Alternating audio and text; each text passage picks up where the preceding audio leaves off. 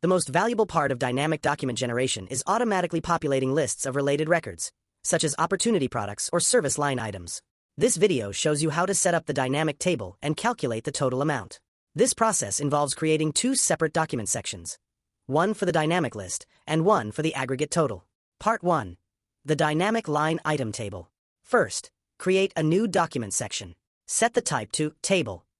Set the display order to 3, placing it below our vendor/customer information. In the HTML content field, add any static header text that should appear above your table, such as products and services included in this proposal. Next, you need to define the data. In the SOQL query field, write a query to retrieve the line items you need.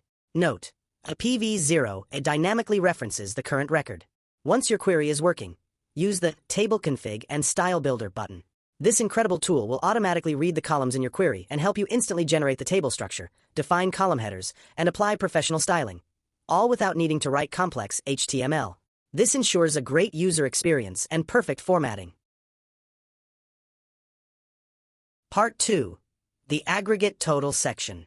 Right after the table, we need to show the total price.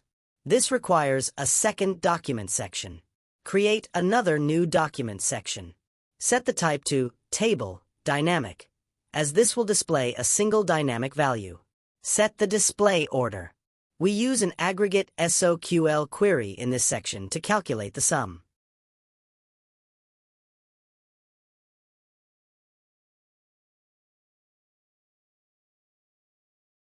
Now, in the HTML content field, use the merge field from this query to display the result. By separating the dynamic table and the aggregate total, you ensure clear data flow and perfect control over the layout. Your dynamic line item table is now complete.